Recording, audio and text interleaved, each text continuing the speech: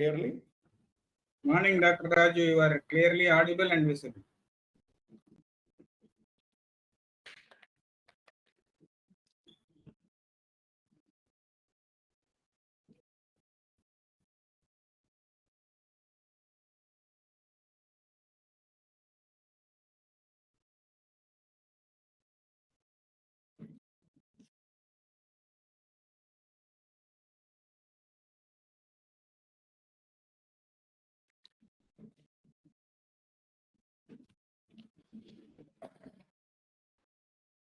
Very good morning, friends.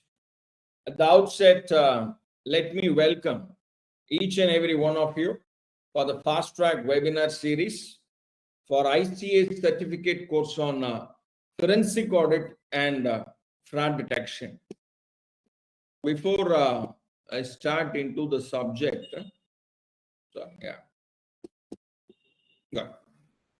today's topic will be quite interesting.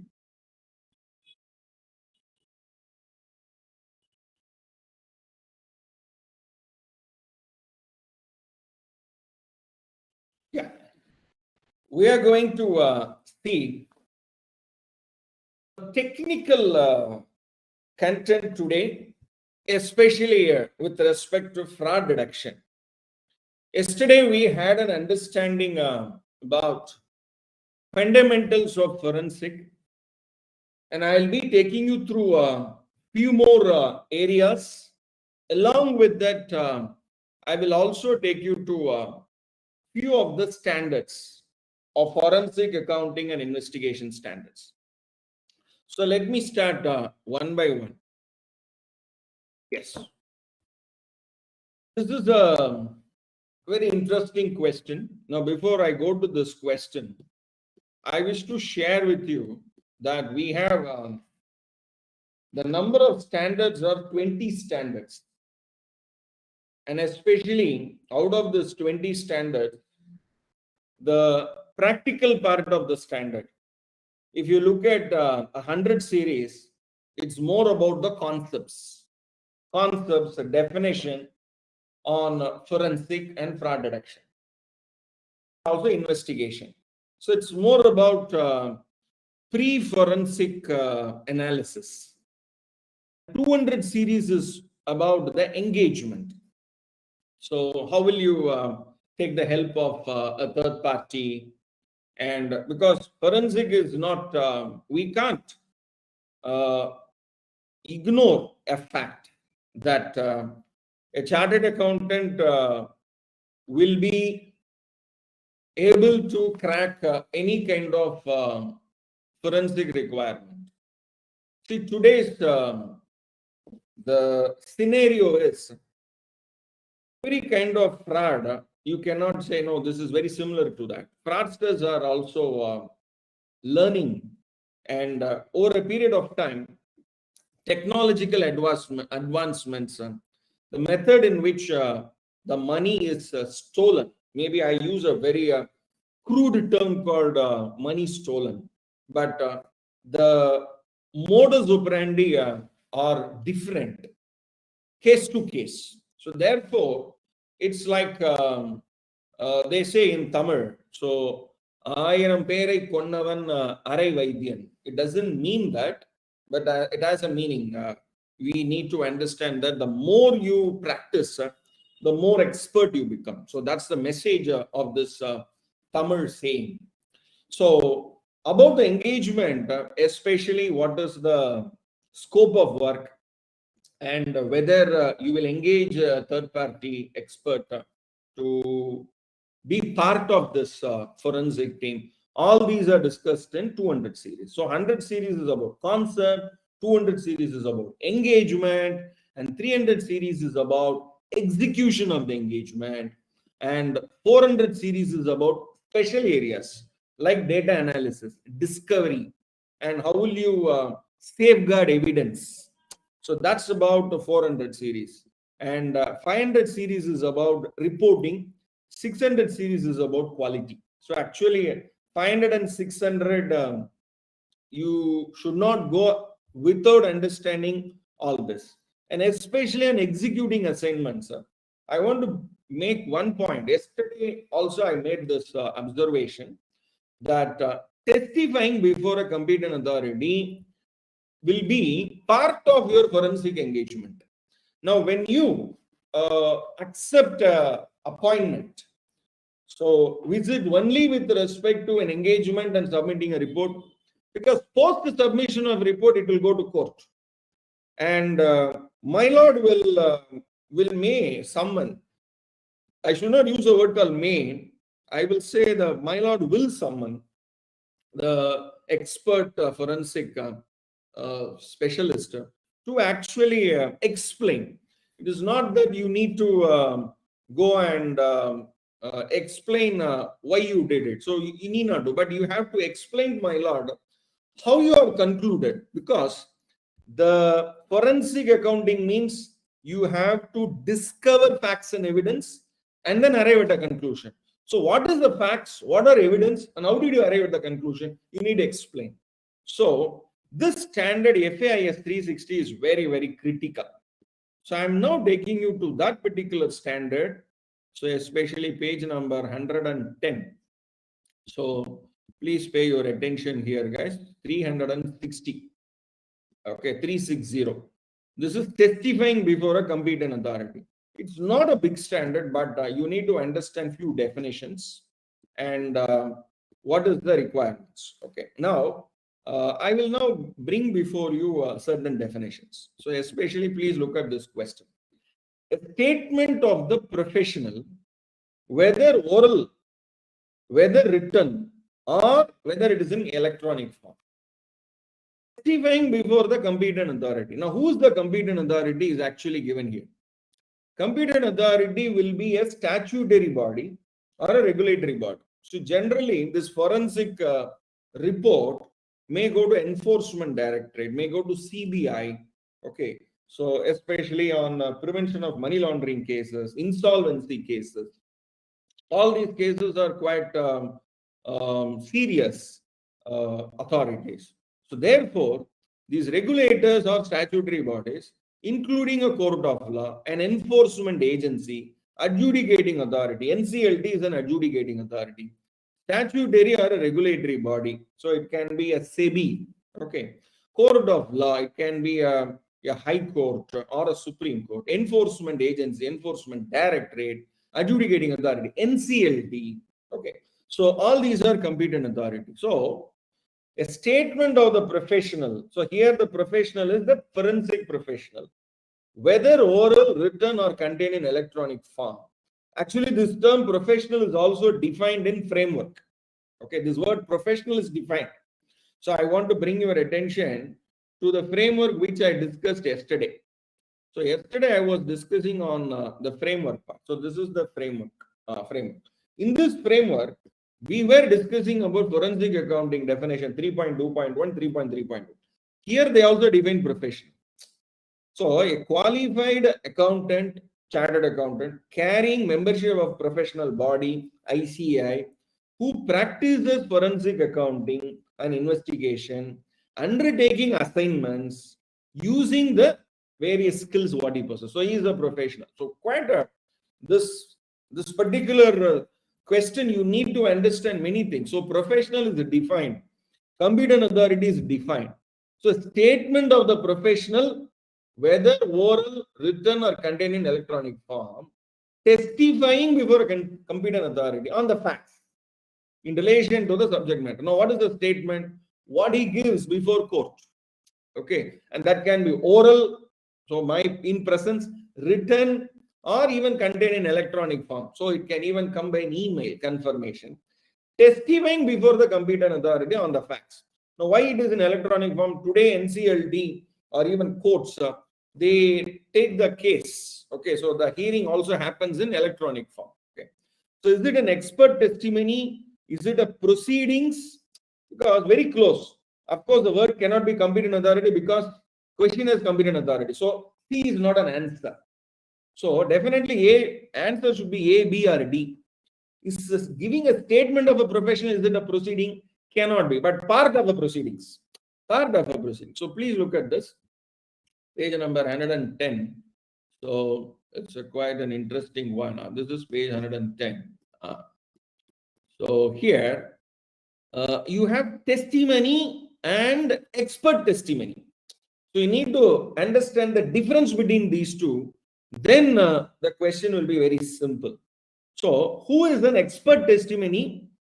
The testimony is different from expert testimony. Please understand. So testimony is limited to facts as observed without expressing an opinion. Please understand, forensic report is not expressing an opinion. Forensic report is bringing a conclusion. So it is only limited to presenting facts. My lord, these are all the facts, these are all the documents, these are all the evidence. And this is the conclusion I made. This is called testimony.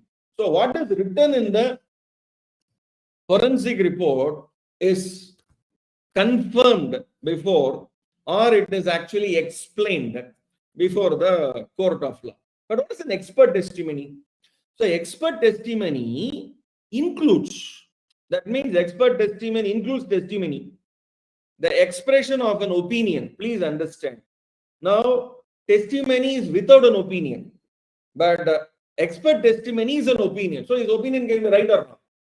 Through an application of assumptions and analysis of facts, and by reaching a conclusion, the outcome of the work completed. So therefore, the forensic report, which has the facts and evidence, can also be analyzed by another expert.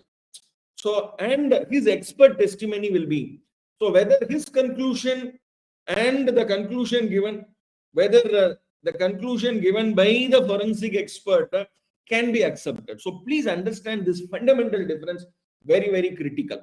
Okay, so it is not expert testimony, it is testimony. So statement of the professional is testimony. Okay, testimony. So testifying before the competent authority. Okay, so quite very important, guys. Now let me go to the next one.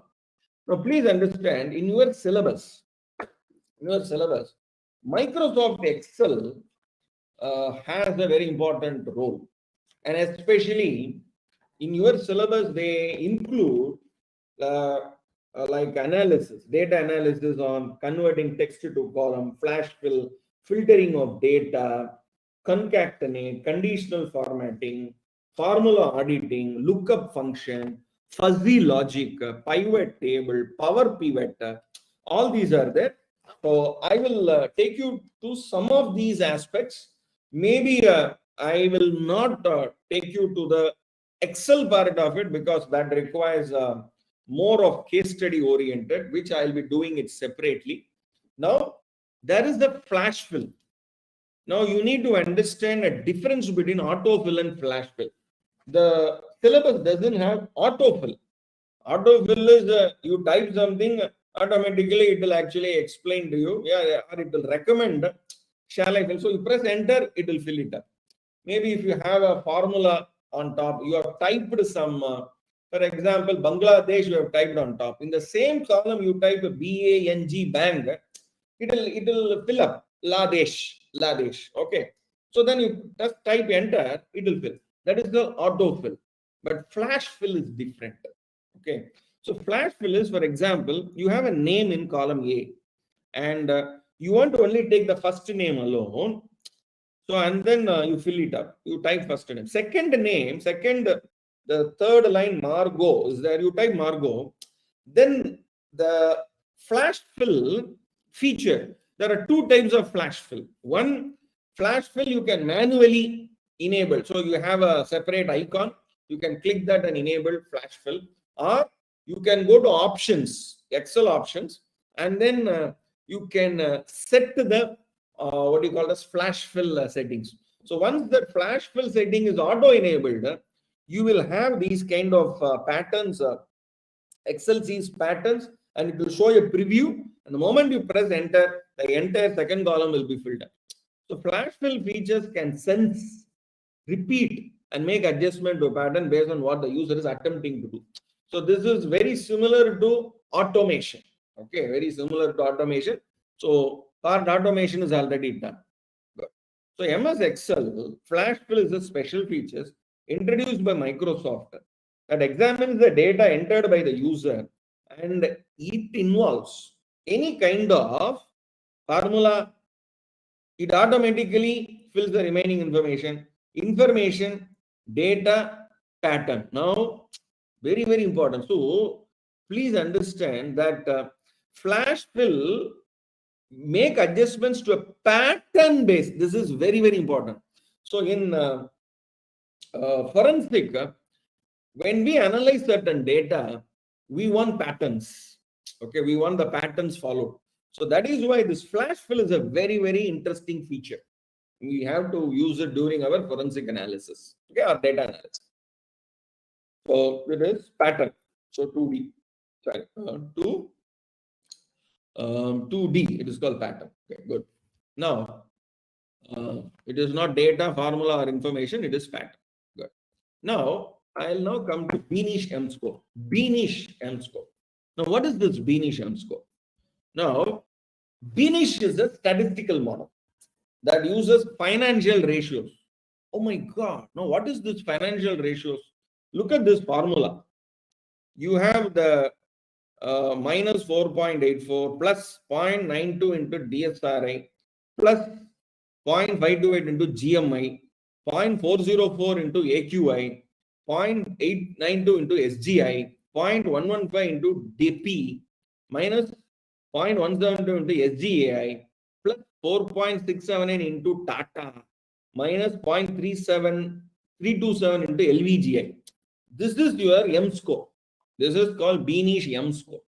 This Beanish M score will give a number. That number threshold is 1.78. This is minus 1.78. This here. Now this 1.78, if it is less than 1.78 means another minus. So if it is minus 2.5, it is less than 1.78. Company is unlikely to be a manipulator. That means it is good. The M score is greater than minus 1.78. For example, it is minus 1.5 or plus 1. Okay, so it is 0 or plus 1. Then highly likelihood of manipulation in accounting. So now what are the accounting data you take? 8 ratios you take. So it is like you go to a doctor. Your doctor will catch your hand and he will sense your heartbeat. Okay. So then he will say, okay, you are okay, you are not okay. No. This woman is pregnant. She is not pregnant. So like that, there will be, based on the heartbeat, the doctor is able to say info about that particular person. Very similar is Beanish model. So it is a very important statistical model. So now Beanish M score is calculated using how many variables? Now in this formula, how many variables are there? Okay. So is it 6 variables or 8 variables or 4 variables? Definitely it is not 4. It is not 5. It should be 6 or 8. Okay. Now please look at this. The Beanish M score is calculated using 8 variables. It is called Day Sale Receivable Index, Gross Margin Index, Asset Quality Index, Sales Growth Index. T and T1, T minus 1 means T is current year. T minus 1 is last year. So current year and last year, current year and last year, current year and the next year. So 100%, it is not next year. Current year and previous year, current year and previous year. The data are taken. So it is a very, very important calculation. So gross margin index, asset quality index, sales growth index, depreciation index, sales general and administration expenses index, leverage index, okay, LVGI, and total accrual to total asset, Tata. So all these are considered. So it is 1, 2, 3, 4, 5, 6, 7, 8. So you have 8 formulas. You have to calculate 8 variables. Okay. So with 8 variables and minus 4.84. This is the formula. We have to use it for Beanish M score. So it is 8 variables there. So it is C. Okay. So every technique. So you have Looms algorithm. You have the relative size factor, Benford law. So these are all techniques to or methods to actually sense things are normal or not normal. So it will tell that things are not normal. Once it is not normal, go and investigate and find the reason. Okay, so you need to first have a basic reason to actually investigate. Otherwise, you will only go with a blind, like a blind man. So therefore, these are all the tips that will actually will give you confidence. Something is wrong. Something is wrong. Okay, good. Now let me take you to a circular reference. Actually, I told you there are many Excel related functions they may ask.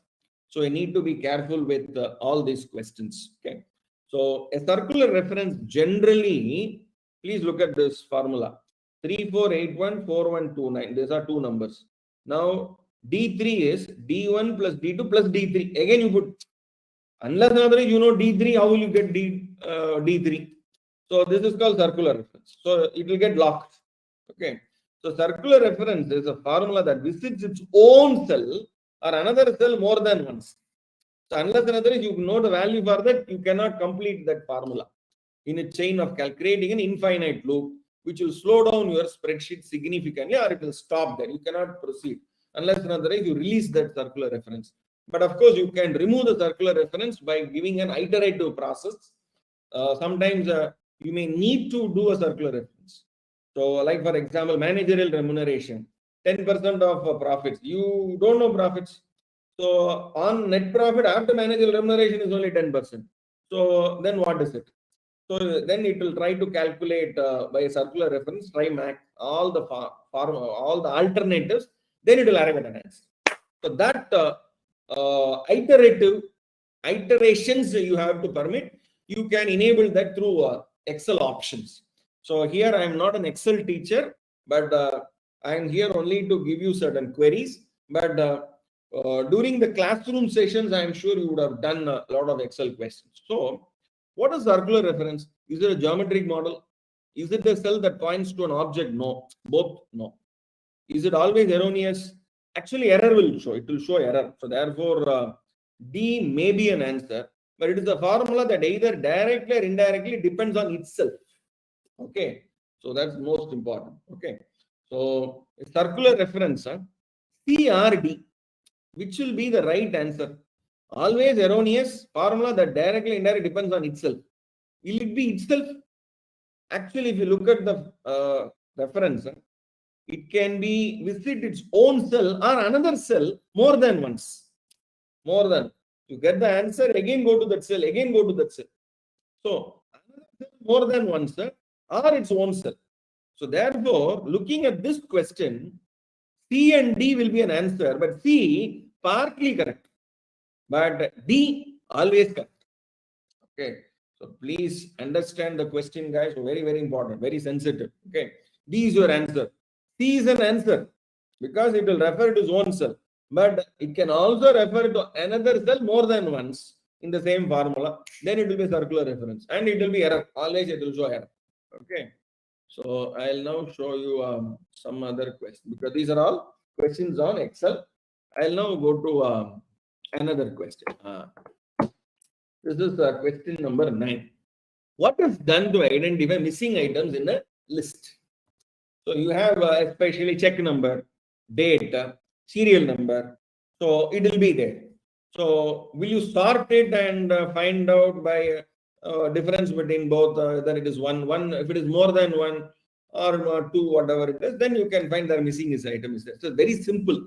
That is to identify missing. What is done to identify the missing item in a series of sequence?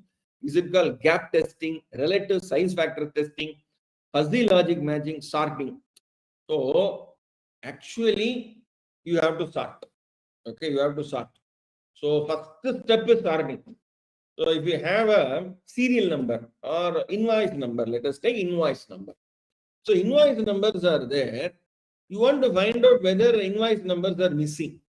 So how will you do that? Unless and otherwise you have a invoice numbers in a order, descending order or ascending order. This is step 1.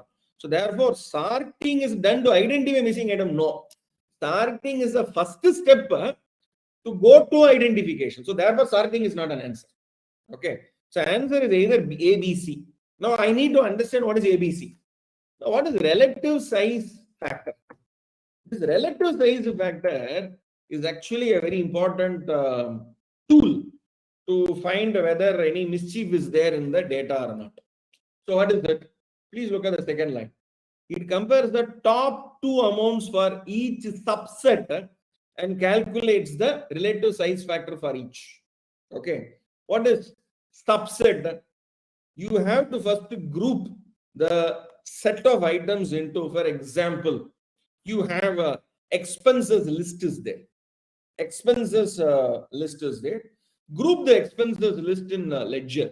Maybe some 30, 40, 50 ledgers are there. So each ledger, you take the top two expenditure. Okay. The relative test compares the top two amounts of each subset and calculates the relative size factor for each. What is the relative size factor? So what is the difference between both? For example, 17,000 is one top item. Next top item is say 20,000 and 18,000. These are the two top items. The difference is 2,000. 2,000 out of 20,000 is 10%. So there is a 10% gap between top and the next big item, next what do you call it as the top value item, highest value item.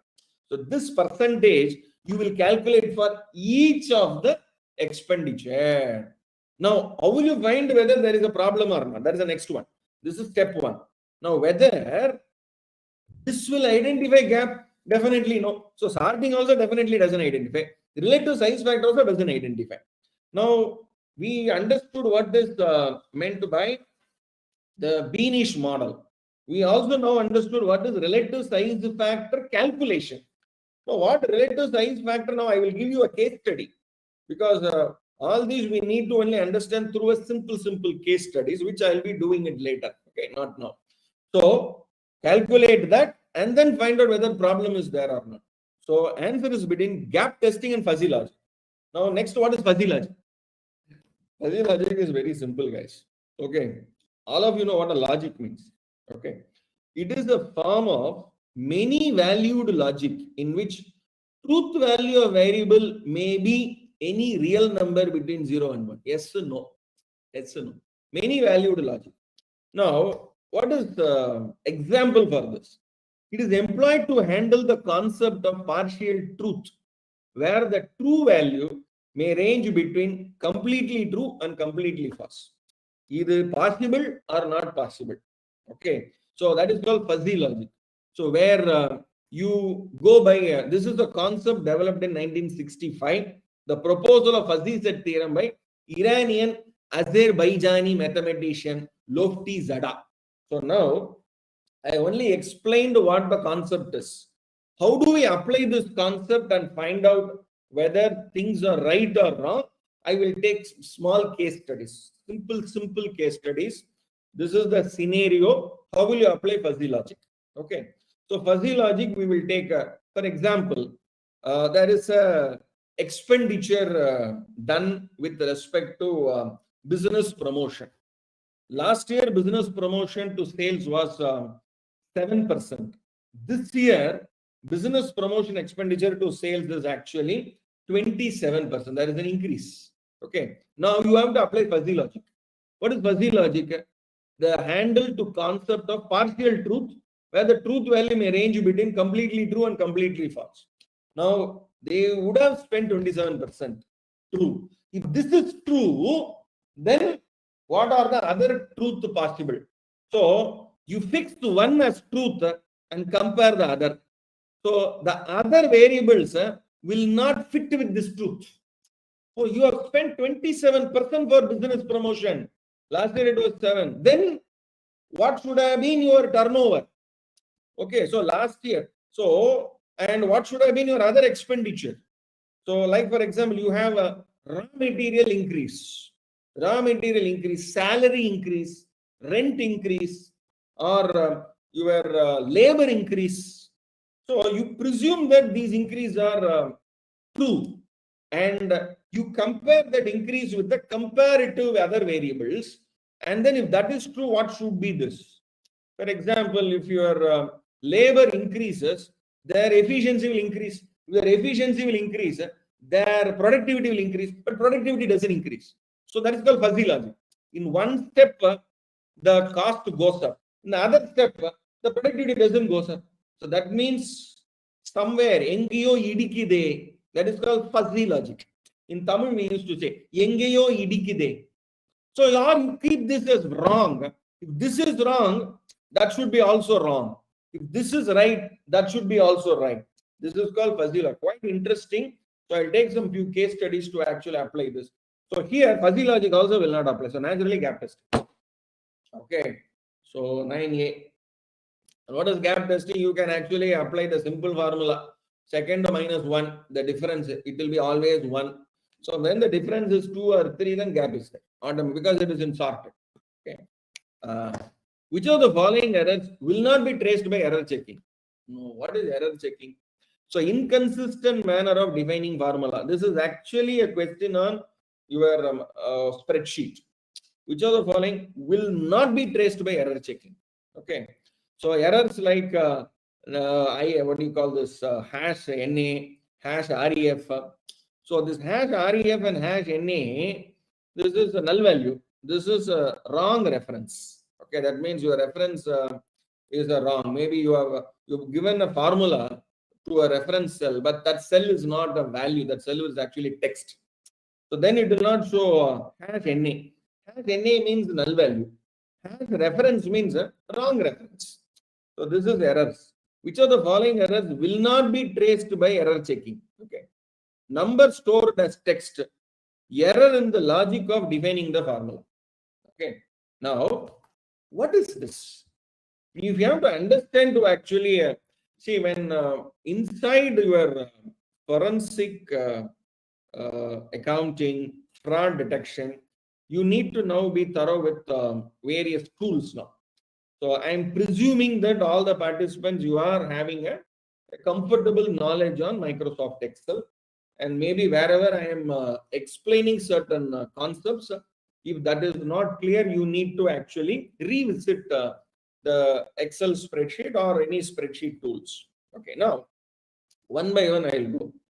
Inconsistent manner of defining formula. Now, what is the formula? You have various formulas like sum. Okay, sum. Now, which of the following will not be traced by error checking? Will not be traced means if you type a wrong formula, immediately you have a formula help is there. Formula help will actually support you because immediately the formula syntax will come next to that and you can rectify your formula. So therefore, which of the following errors will not be traced by error checking? Inconsistent manner defining formula will be traced by error checking. So therefore, 10A is not the answer. So come to B.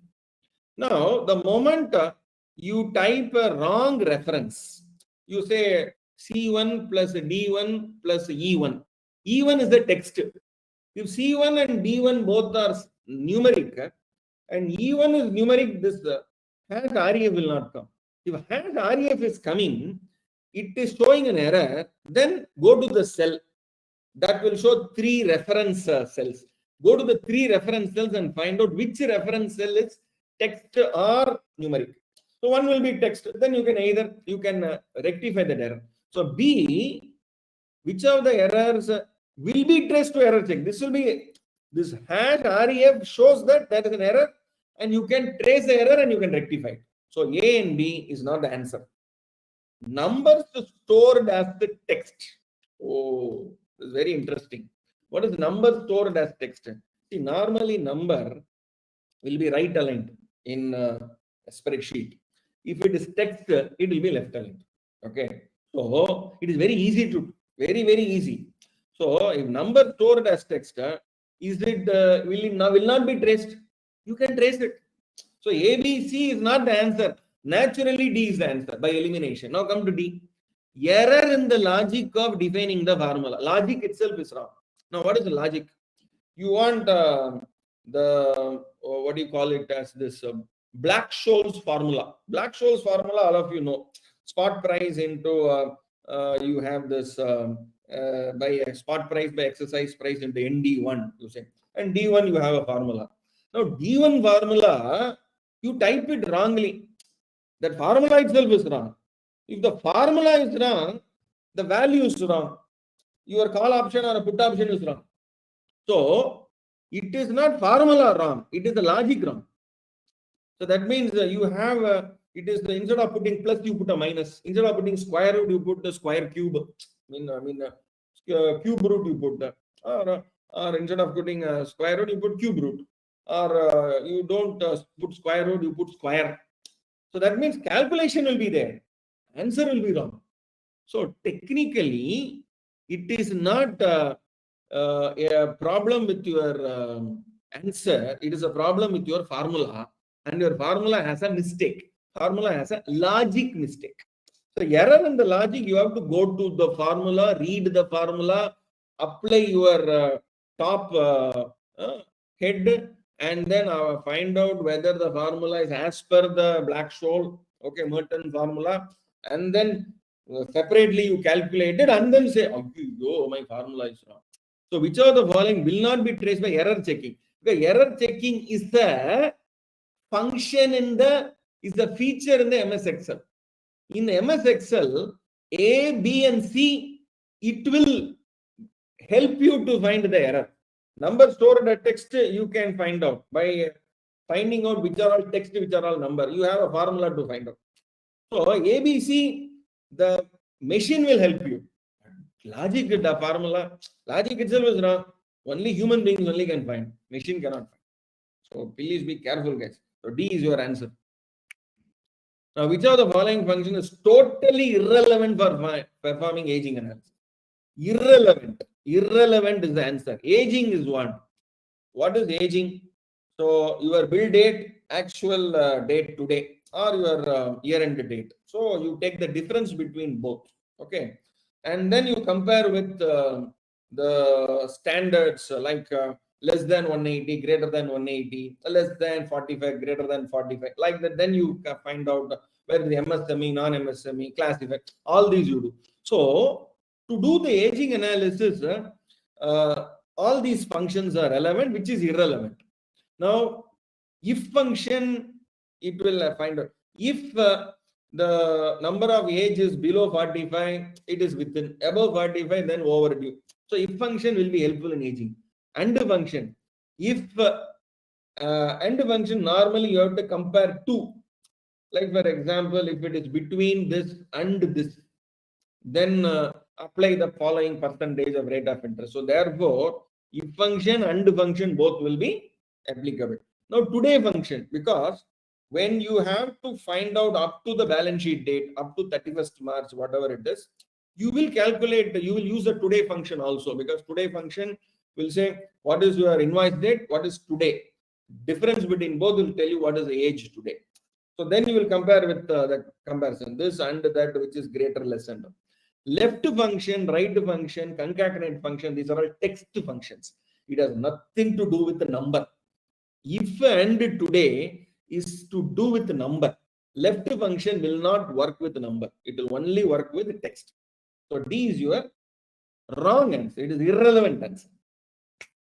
So now slowly we are moving into the what do you call the detection part of it. See, fraud detection, FAFD, forensic accounting, fraud detection.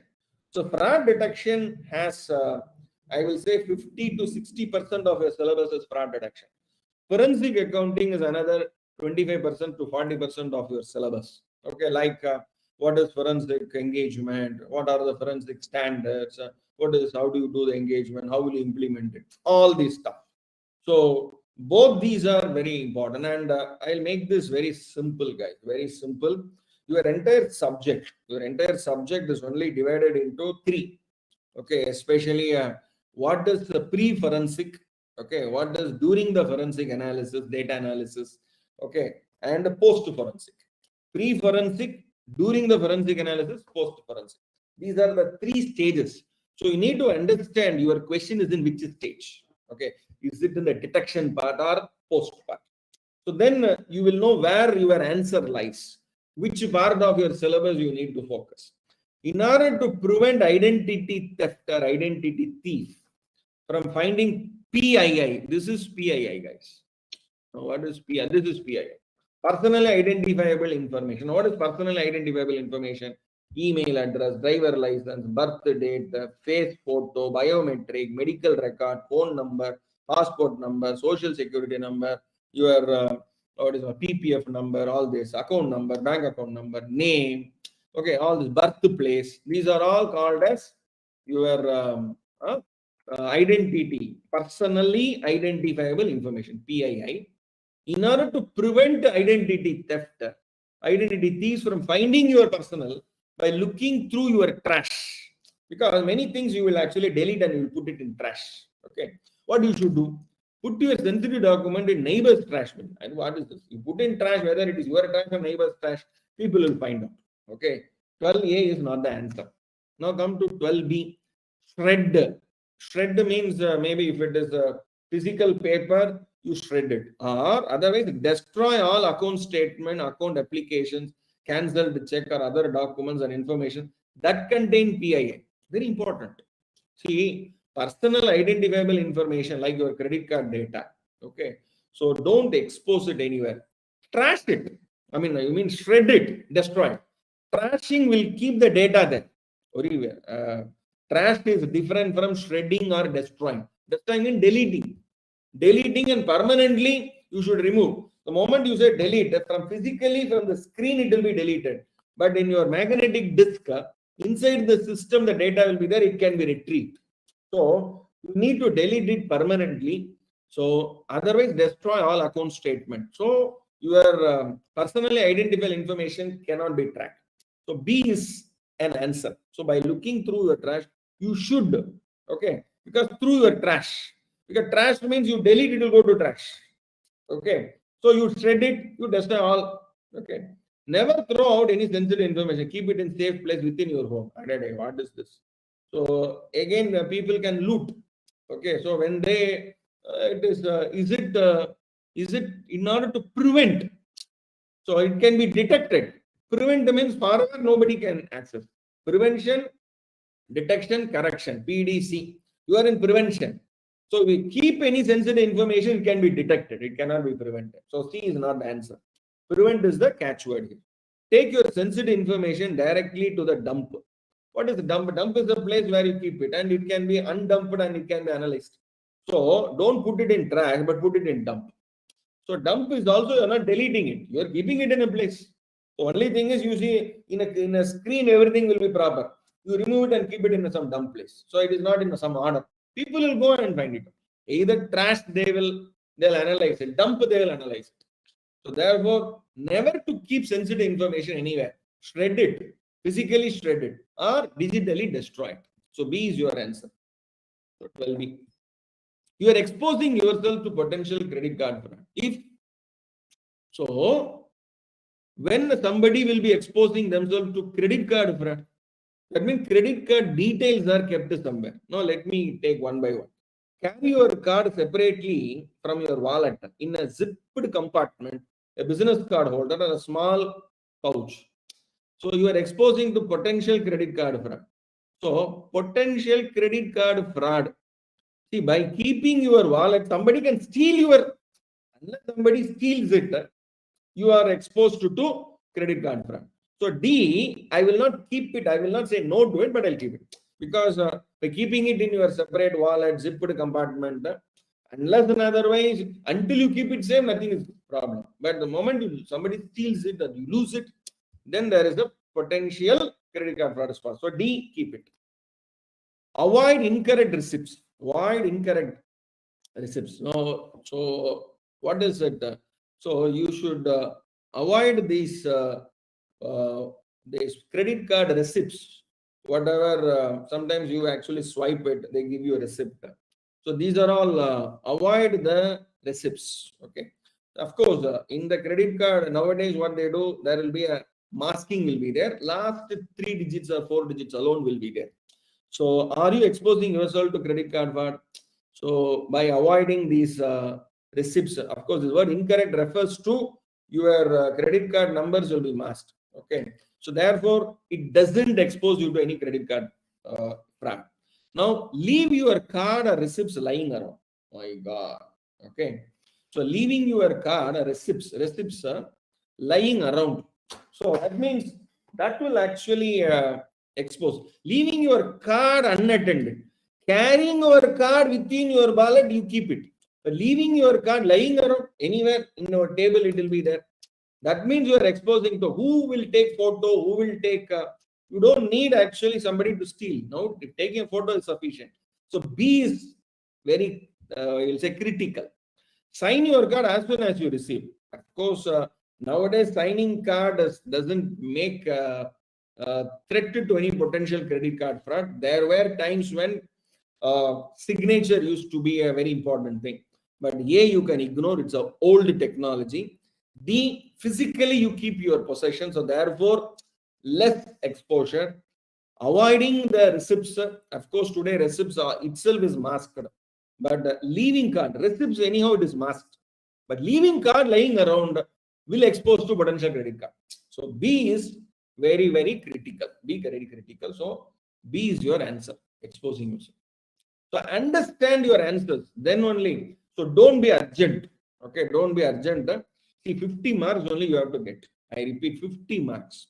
So 50 marks, you have how many hours? 2 hours to actually answer your questions. Okay, so I already shown you that. So you have 2 hours. So therefore, be very calm, quiet, and answer your questions. Okay, so don't be urgent. Okay, and there is no negative marking as of now. So therefore, you can answer all questions, but ensure that you understand the question rather than ticking A, B, C, D on your own choice. Try to actually understand the question. Which of the following are not recommended security practice when setting up a wireless network in your home, where your setting is a matter, which is not recommended, when setting a wireless network in your home. See, that means out of the 4, 3 are recommended while setting a wireless network. Okay, so let us go one by one. I'll go to for D1. Turn on the encryption feature in your wireless router. So actually, this is your router.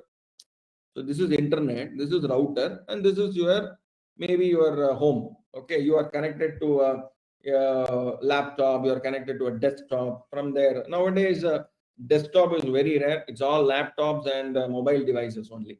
So router is the end point of your network and the entry point from the internet.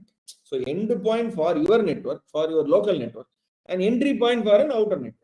Okay, so that is a device. So turn on the encryption feature of a wireless router. Correct. You have to turn on the encryption feature. Now, what is the encryption feature? So whenever you send a data which has to be private, it will be encrypted and sent. So the recipient alone will be able to decrypt it. So that's a recommended security practice. So D. So D is not the answer. So answer should be ABC. Now go to C. Change your router preset password. Now what is preset? Whenever you buy the router, there will be a default password. The default password for various routers. Siemens routers are there. Okay. So Cisco routers are there. So these routers, they will come with the default password while you open the boxes. Now these default passwords are known to everybody. So changing your preset password is a recommended security practice. So that means you have a customized password. Good. So C and D is a recommended security practice, which is not an answer. No, answer is A and B. Oh, A and B. Change the name of your router from the default. Naturally. Actually, your router will have some number. Okay, configured number. Actually, name refers to a number. Okay, IP address number. So you can reconfigure what do you call it as your IP address, and you can customize the IP address for you. So change the name of your router. So by default, what is the router name, number? So all these will be available. Now, when you customize it, that will people will be difficult to identify where actually the router is. So in a network environment, the router will be visible, but physically where the router is, nobody will know. So therefore, changing the name of your router from the default, especially sometimes they will even have a dynamic router numbers. So sometimes they'll switch off and switch on. The moment you switch on and switch off, the router will have a unique another number. it will take another rotating number. So that is also a recommended security price. So by looking at all the A, B, C, D, B, C, D is eliminated. So A is your answer. Now what is A? Place your router in a secure location. Why is secure location in your home? Will you keep it in a bureau and keep it lock and key? There is nothing else secure location. Okay. Actually, router should be the outer point and inner point. So therefore, this is a, will you keep it inside? You cannot keep it inside. Router means the job is to take the IP packet, send it to internet, receive the IP packet, send it inside. So they are a postman job. So there is nothing called secure location as far as you need to customize the security setting. So 14A is wrong. Yeah. Now, which of the following is not considered to be a PII? Of course, we have seen all these PII. Which is not a PII? Date of birth is PII. Credit card number is PII. Okay. So where is credit card number? So your SS number, medical, all these credit card. So all these are your, this is credit card numbers. Vehicle number plate is a personal number. Name of the school you attend or your workplace. Is it personally identifiable? So many will be there. So I belong to a school called Shrine Velangani School. So Shrine Velangani School, is it a personally identifiable information? No. In that my roll number is an identifiable information or your workplace. So I am from Laila College. I am from Shrine Velangani School. So that is not personal identity. My credit card number is PII. My vehicle registration number is PII. My date of birth is PII. Name is not PII. So 15C. Good. Which of the following is a character that asset hider? Oh, asset hiders means people who hide the asset. Generally look for in the financial vehicle or financial instruments. They used to conceal assets. Okay. So generally look for financial vehicle to conceal their assets. Now, which of the following character that asset hiders? Now, very, very, very important. Asset hiders. Now, I will take an example. Now, I have 15,000 crores with me or 50,000 crores with me. Okay. Now, I want to hide this 50,000 crores. How will I hide? Now, is hiding 50,000 crores, because that is a very popular discussion that is going on. I have money, 50,000 crores money. How will I hide? And how will I hide? Generally look for in a financial vehicle. So I have to hide somewhere in some disguise. They used to conceal assets. So now will I have to buy one house and I'll keep that 50,000 crores and keep it in lock and key? Okay. So transparency. So which of the character the asset hider generally look transparency? When they want to hide, will they want transparency? No. Transparency is not the criteria. Inaccessibility. So you keep it in some place and nobody can access that. Even myself, I cannot go and access. Then how will you take money? So transparency, inaccessibility, asset hider doesn't look at it. So A and B is not answer. So C and D. Oh, safety, liquidity, safety, liquidity, safety, liquidity. Oh, asset hiders. Remember, asset is hidden. That means they are perpetrators. They are fraudsters. Okay, asset hiders, concealing assets. That means they are not the genuine people. They are not. They are fake people. They are the perpetrators. They are the fraudsters. Whether fraudsters will look for safety, fraudsters will not look for safety. Safety of your investments. Okay. So normally, the genuine people who have earned money from a genuine sources, when they invest, they will look for safety as their first priority. But those who want to conceal as asset hiders, they will not look for safety. They will only look for hiding. Immediately, tuck, damal, take the money and then run. So liquidity is their fundamental. So therefore, whenever the forensic analysis is done, asset tracing means the asset tracing will be done. They will not keep the asset in a place where it is inaccessible. It is transparent. Okay. And it will be known to everybody and it will be safety investment. No. Liquidity, where liquid immediately. So that is why your Bitcoin is highly liquid. Okay. So they will, this is asset hiding. They used to conceal assets. So liquidity criteria, 16C. Okay, 16C is your answer. Which are the following asset is generally look liquidity? Okay, fraudsters. So there is a slogan by the information system audit and control, Ron Weber. To be a good auditor, one should be good at the client's business than the client himself. So what the fraudsters will think about when they want to hide their assets? Which of the following is a transaction? Which of the following is a step in the general process for tracing illicit transaction? What is it? Which of the following is the step in the general process?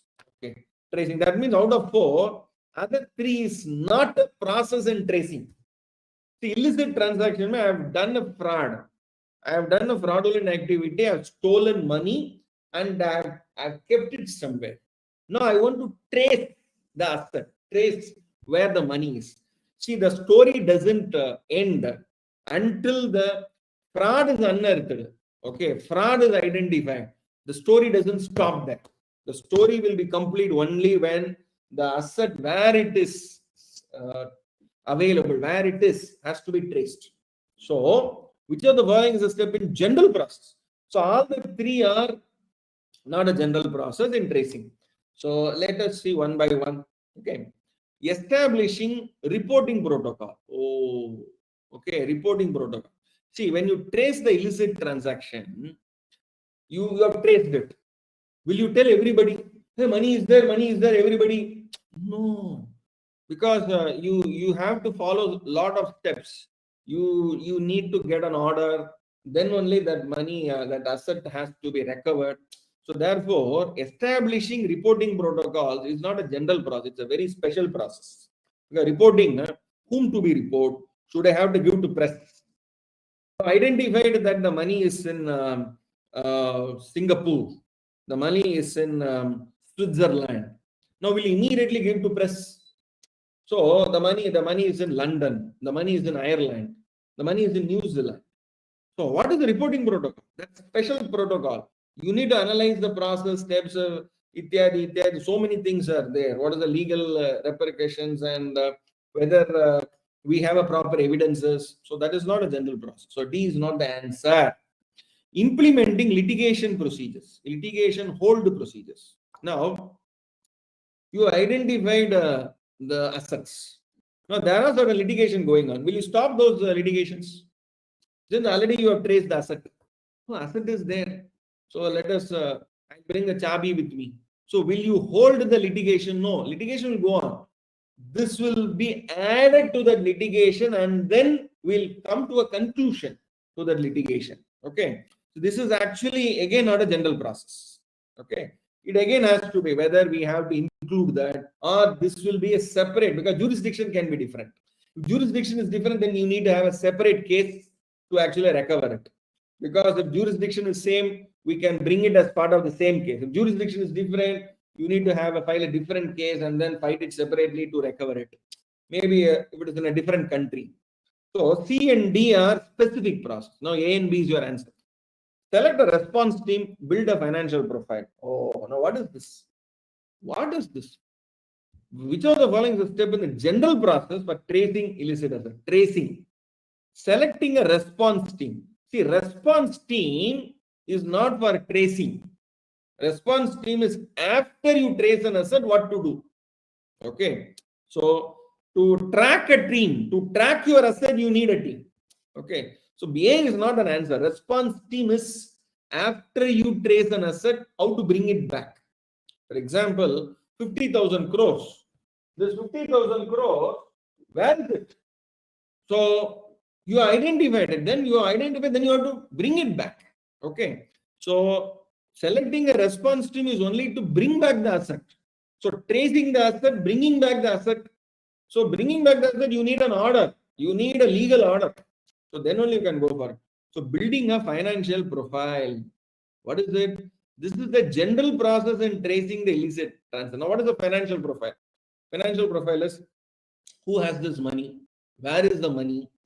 What was he before? What is he now? Over a period of time, how this money has accumulated to him, we don't know the answer. He only has to give an answer. That is called financial profile. This is a general process in tracing illicit transaction. That is what is happening in Tamil Nadu today. Okay. So the so-and-so person was 2 years back was nothing. 2 years later, he is today like this. So this is a general process. So now where is the money is the next question. Okay, for tracing the illicit transfer, but this is the general process. Building a financial profile. Okay, 17B. Good. So, guys, I'm sure we have come through a very excellent process today with respect to detection of fraud. So only one person let us listen to, or a couple of persons we listen to today. So yesterday we listened to Nagakumar. Today we'll listen to Kasturi Rangan. K.S. Kasturi Rangan will listen. M. Gopalakrishnan. So I've just unmuted M. Gopalakrishnan. We'll also listen to Padmini Sridhar. And we'll also listen to Udaya Shetty. Also listen to Sushil Adaki and Suresh Kumar Verma. Then Srinivasa Rao Eluri. Good. Sridhar V. We'll also listen to Sridhar V. Then we'll listen to Rajiv Dingra. Then we'll also listen to N.V. Palanisamy. We'll also listen to Mr. Ganapati. Good morning. Good morning, sir. Good morning. Good morning. Very good morning. Kindly introduce yourself and share your thoughts, please. Yeah, sir. Sir, it was a fantastic, sir. Actually, that Bennett's model and all, you explained very clearly, sir. We will never Beanish model. Bennett's model. Yeah. That is eight variable, no? That never will. That's why you are explained each and every answer you explained in deeply. So we will never forget all this. Thank you so much. It's a great thing, sir. Yesterday we also talked to you. It's a very nice. Thank you, sir. Thank you so much. Thank you very much. We will listen to Mr. Ganapati. Yes, sir. Oh, very good morning, sir. Very good. Good morning, sir. Now, two things I clearly understand. I think the focus is not only studying, but learning how to crack the questions. And there is a process by which you start understanding the question first, and then eliminate the answers which are not correct, and then come to the option which is most correct. Relevant. And one more thing which I clearly understand is, I think the examples what you give are very good to understand. The concept. See, the concepts what we are learning actually are not, first time. In fact, it is the first time learning of the concept. I think the examples what you're going is great. I really appreciate that. I'm enjoying this session very much. Thank you. Thank you. Thank you. Let us also listen to, well, yes, next. Pallavi Agarwal, Sridhar. Okay. So, good morning. Okay. So I'll, yes. Okay. Now I'll hand over the session back to Sampatji for his closing remarks. Dr. Raju, as mentioned by Mr. Ganapati, concepts, explaining the concept with examples, make them understand in an easy manner will go a long way in appreciating and admiring your quality of presentation, and that makes the listener or the person who is participating to have more interest in the subject per se. Examination cracking approach is one thing. To have the interest in the subject, your kind of presentation makes a different experience for each one of us. Thank you very much. Thank you, my dear friends. The last word, kindly add a word or two or a sentence if time permits in the blog spot when you download the material from Raju's 3S Pro blog spot. Thank you very much. Thank you, Doctor.